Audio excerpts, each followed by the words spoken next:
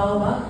Pag tayo lahat sinusuportan tayo ng mga boss natin, o ini-encourage tayo na, okay, di ba? Sige, bibigyan ko kayo ng ganito.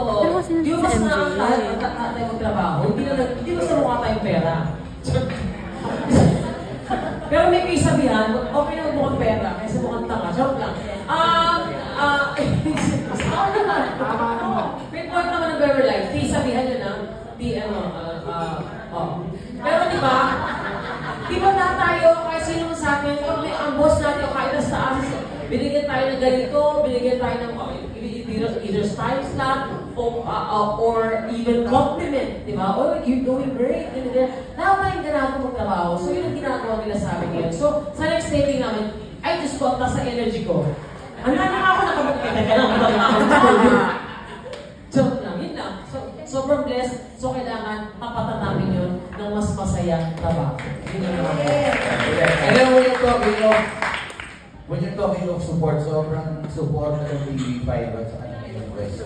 Sobra, when I say sobra, sabi ko nga, nag-usap kami ni Mitoy sa kanila, Kuya Benny. Sabi ko, ang ingay ng singgaling. Sobrang promo kung saan-saan tayo nakikita, kung saan makikita mo si Mitoy, may guesting at kung saan-saan pa.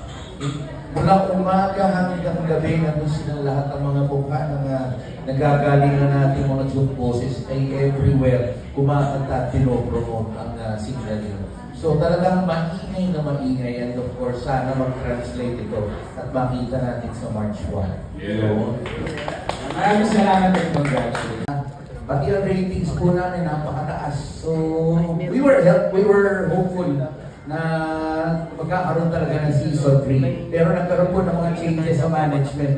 So nagpasok na maraming mga bagong mga shows. That was after the pandemic, di ba? So na 2022-23, medyo tumanda po ang mga palabas po sa TV5. Mas dumami po. Doon po ang nagdagdagan po ang time slot. And aside from that, may PBA din kasi. So medyo napuputol po kami every time mga halos 3 araw lang po lumalabas instead of yung Monday to Saturday po ng singgaling dati.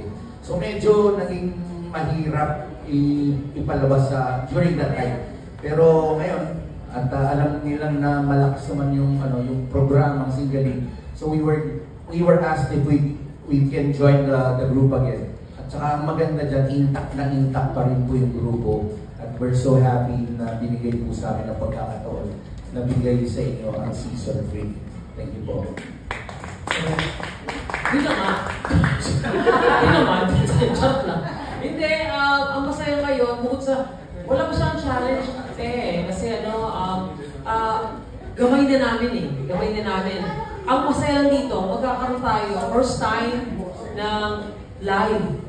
Magkakaroon tayo ng live na monthly finals. Diba? Meron tayong live at ang target namin ay sa mall.